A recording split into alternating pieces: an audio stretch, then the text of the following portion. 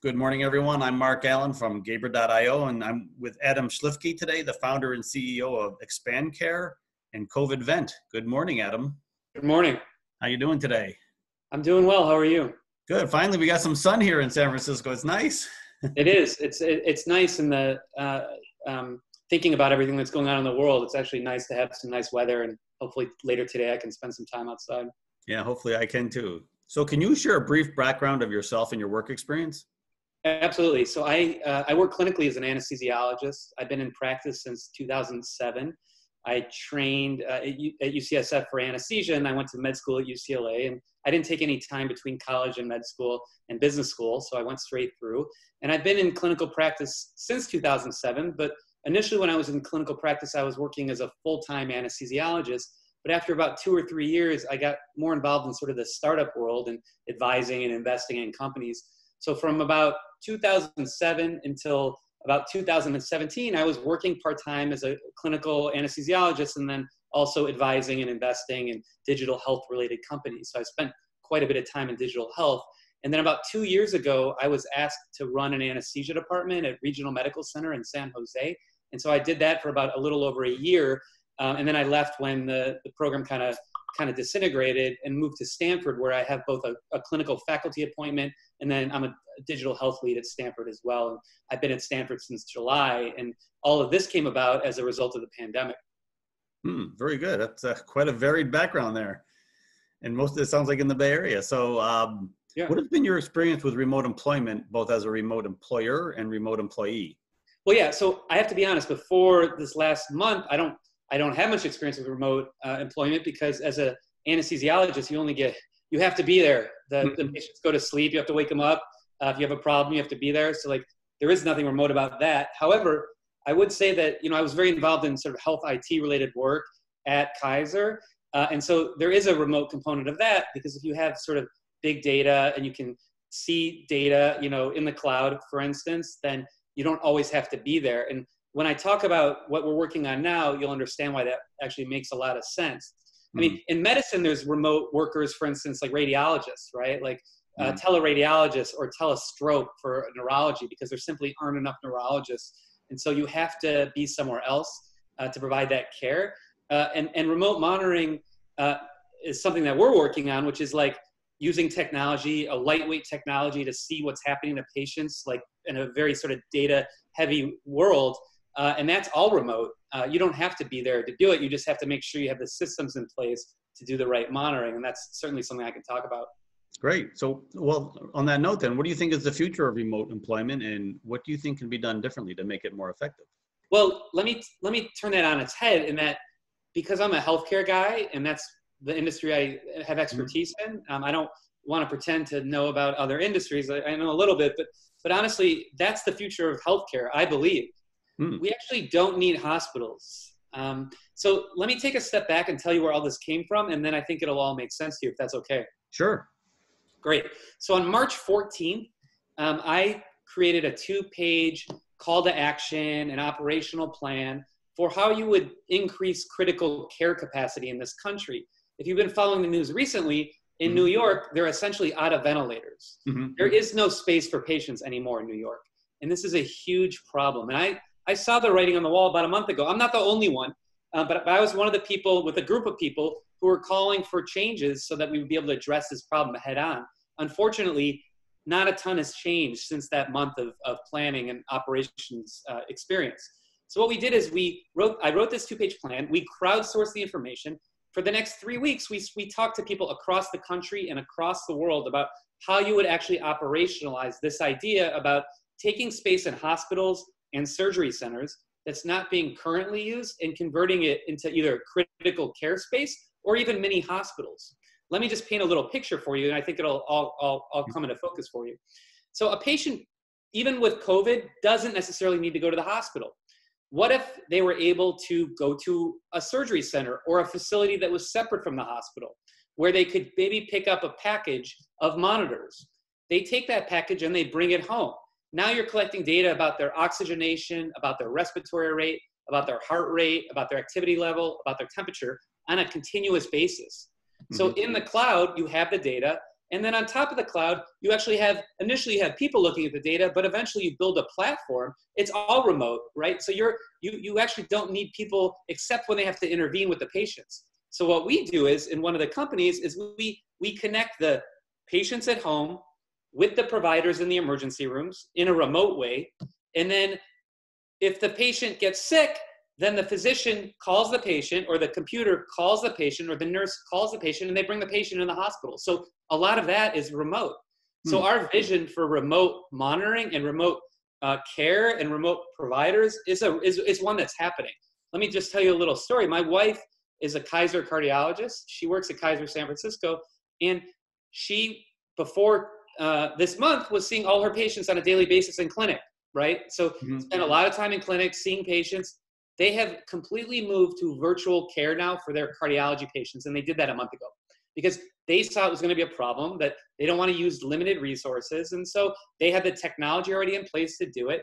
They are way farther ahead than most other hospital and healthcare systems, and so that speaks to sort of their foresight for being able to move workers to remote locations and take care of patients remotely. And that's why I say I think it's the future of healthcare, because if you think about hospitals, you don't need a $2 billion hospital. You don't need highly paid administrators that are sitting in their offices. I think it's pretty clear from the pandemic, from this experience, that our hospitals were not prepared by the pandemic. And you can blame the government, you can blame the insurers, you can blame the administrators, but the truth is you can probably blame all of them. And so I would actually argue that after this crisis, the administrators who are on the wrong side of this will not be working as administrators in healthcare anymore. The insurers who are on the wrong side of this, that were, not paying claims or not helping with diagnostic tests or providing medications, will not be in healthcare anymore. The government officials, the states and the federal government, those officials that didn't do the right things to prepare for this pandemic and didn't even understand what the right things were for the pandemic, they will all face consequences as a result of this. But the silver lining that I see is that in a very low cost, high technology, high touch way, we can create a system that we want. And that system is 90% remote. Because if you don't need hospitals, maybe you just need operating rooms and intensive care units and emergency rooms. And that's about it. You might need some place for the patients to go temporarily, but the facilities, the smaller facilities like surgery centers, they already exist. You could repurpose those surgery centers to be almost like mini hospitals, as I was mentioning. You don't need the big infrastructure. Some of the reason you have such big hospitals is because they're meant to have capacity to fill their beds. Because the way that perverse incentives work in healthcare, if your beds aren't full, you're losing money as a facility. So it's important that you keep those beds full, whether or not they need to be in the hospital. And with COVID, it's very clear that you can take a lot of these patients out of the hospital much earlier. You can send them home with monitors. You can monitor them remotely, and you can decompress both the ERs and the hospitals. And that's actually what I'm very excited about. Cool. And to go off on a little bit of a tangent, do you think a lot of the reluctance to change is just that it's always been this way, and so that's how people? Yeah. So it's a fantastic question, because there's a book that my friend wrote. His name's Paul Sharda. He's been in health IT for about 20 years. I edited his book, but the book it actually said, the title of the book is Before Disrupting Care, right? So that's the idea that you can't disrupt healthcare because you have the FDA, you have the government, you have all these special interests, you have the insurers, you have the lobbies, and all of it. And by the way, it's like it's 20% of our GDP. So it's like, there are a lot of special interests when there's that much money involved. So if you would have asked me that question a month ago, I would have said exactly that. I would have said, like, you know what? All the change you make in healthcare has to be on the margins. It's just, there's no political will. There's no will from the powers that be with the money. It just, you can't go around this really clogged up system that's been this way for 40 or 50 years, to your question. Now, though, I think it's very clear that the writing is on the wall, and I think there is no going back. I think we're destined to have a system where it's not fee for service anymore, where you're actually paying for value and not just based on a price, where you're not building these huge structures because you don't have to attract the patients, because the patients automatically come to you, right? Where there's not this differentiation between, low cost, patients without any money versus patients with great commercial insurance with a lot of money. Like, that's why the hospitals are the way that they are. if you look at some of the hospitals where I work, they look like, hotels. Like, why is that, right? Like, they have stone in their lobbies. They have pianos playing. They have, great food for the, in the cafeteria. I mean, they're not designed to take care of patients. They're designed to bring patients in the door, to bring families in the door. They want everyone who is in that area to feel like they're like welcomed in this environment, because like they want the patients. They need the patients. They have to, if they have such big overhead, they have to fill the beds. So like, I am, of all the stuff that is going on right now, of all the darkness in New York and other places in the country that we're going to experience, my hope is that this experience now is going to be something that's disruptive enough that we can reshape the system and we can design the system that we want. And like, I come at this from the perspective of a provider. I'm a physician. I'm an anesthesiologist. So like, I understand workflows. I understand how hospitals work. I understand the perverse incentives because I see some of my colleagues suffering as a result of them. I get calls from my friends who are up in the middle of the night talking to administrators and surgeons about what operations should be okay when there's a pandemic. They shouldn't be in the middle of these conversations. There should be legislation, and it should come from the administrators that like, this is what we're going to do, and this is not what we're going to do because we want to be on the right side of history, and we don't want to be putting providers at risk and patients at risk and having patients die because we're not, willing to convert surgery centers to help with critical care capacity. Yeah, very good. And not to get political, but it's fairly obvious from this pandemic that we were not prepared. Yeah, I don't mean to interrupt you, but unfortunately, I'm not a political person. I never intended to do any advocacy. I know nothing about advocacy, but we've done advocacy because you can't, without the advocacy and the policy, you can't change the system. It's just, it's impossible. Yeah. But so I have been so lucky to have such great people involved in what I'm doing.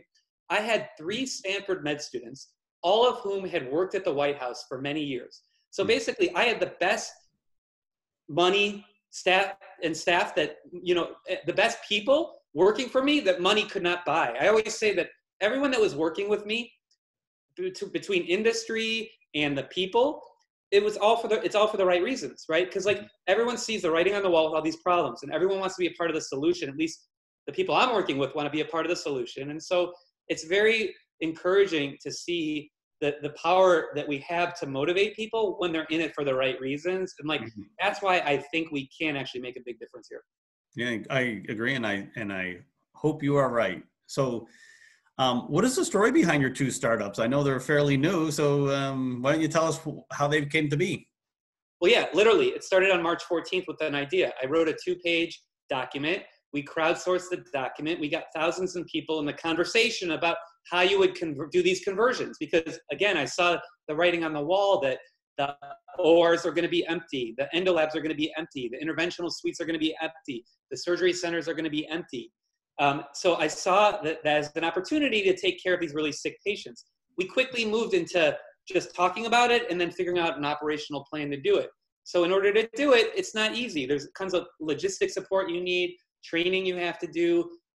You have to work on the monitors, like the ventilators have to be switched because they're anesthesia machines. So you have to have special filters for them, and you have to support the staff because the staff that work in these places may not be comfortable taking care of critically ill patients. And so for 3 weeks, we thought about how to operationalize this, and then we lined up all the industry partners to actually do it. And so after that, we realized, well, because of all the advocacy work, the great advocacy work we've been doing on the one hand, and all the trouble with all the laws and regulation on the other side, we realized that even tomorrow, if we could operationalize this plan, it wouldn't work because there's still laws on the books that prevent, for instance, taking patients in surgery centers and caring for them on an ongoing basis. Right now, the law limits the care to 23 hours. So I talked to a CV surgeon in Chicago.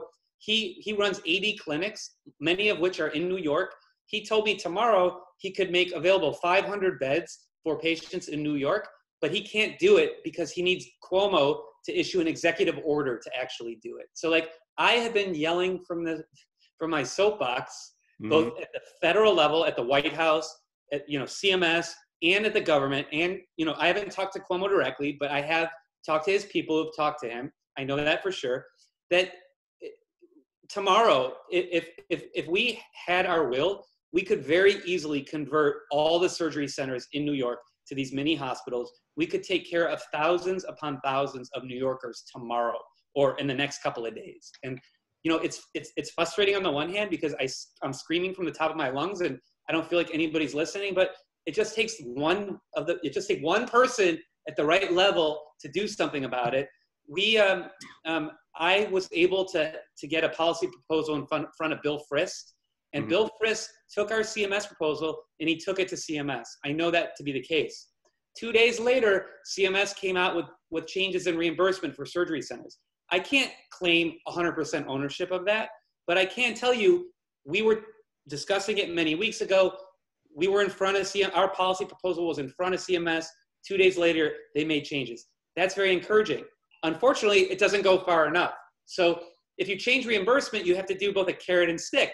It's one thing to say like, okay, we'll pay you to do this, but if you don't penalize the bad actors, then unfortunately the bad actors continue to be bad actors. Wow, this is fascinating. Hopefully this gets out. And from a personal standpoint, I hope they implement your ideas because my son lives in New York. He's in Manhattan right now. I actually talked to him right before this call. So, and you know, being in San Francisco, you know, it's coming here eventually. Well, yeah, California, to its credit, I applaud Newsom and his staff for really taking everything that's been coming from the rest of the world seriously, right? Like we knew in January that we were going to be in trouble, and like now it's like everyone's pounding the walls asking for help. It's like, guys, like it doesn't work that way, like this should have been a long-term thing planned for. I mean, China, people say like, oh, the virus came from China, but like that was a warning to us, like if someone has a stroke, they have a sentinel event oftentimes, right? Like, well, they'll have a small bleed and then they won't do anything about it. And then they'll have a huge bleed, right? Or huge stroke to small stroke. It was the same thing. It was like China started very small, very contained. Then they locked down the entire society, and like we were still business as usual in this country. And unfortunately, if you look at states across the country, there are only 5 or 6 states that have actually passed executive orders to, shelter in place and make changes to reimbursement. There are still many states where they don't think it's even necessary. I mean, you probably saw the news in New York. I mean, in Florida, there are kids, spring break on the beaches, thousands of people that are spreading disease without even knowing it. And they're not putting their lives at risk. They're putting their grandparents and their parents' lives at risk, and they don't even realize it. Yeah, it's amazing. And it's interesting. And usually I have a few other questions, but you've either answered them or they really don't apply to you because you are truly in a unique situation. So I hope your message gets out. And I want to thank you for your time this morning. And I will get this published as soon as I can. Does that sound good? That sounds great. And just so everyone knows, like everyone involved in our thing, again, we have sort of an advocacy group, which is separate from the operations and actually creating a remote patient monitoring business. But everyone should understand that everyone who's doing this is doing it for the right reasons. Like we're on the front lines. My heart bleeds at night for, just following on Twitter, all the pain that people are experiencing in New York. And honestly, I don't even know what it's going to be like in another week, so I really would encourage anybody who's listening to this that has any connections in New York, like, this is the time. Like, if you haven't spoken up yet, now is the time. It's not enough for me and my people to go to Governor Cuomo because there's too much noise. There's too many people walking, knocking on the door. But I really do feel like what we're doing is a higher sort of calling because the equipment exists. The providers exist. They're sitting on the sidelines. They're not being utilized, and nobody even realizes it. If you think about that, there's a ship right now, a military ship in New York, and they've had trouble using it. And that is just a perfect example of everything that is wrong in our system. Everything. Yeah. You have a military ship that is supposed to be adding to the care capacity in New York, and you can't use it because of red tape. I mean, just the thought of people dying at home because they can't get through the front doors of a ship that's not working to help take care of patients is it's mind-boggling, and it's really disheartening. And so I really encourage anyone that has the opportunity to speak up, please do. All right. Well, thank you again, Adam. It's been fascinating, and I hope you have a great day. Thank you so much.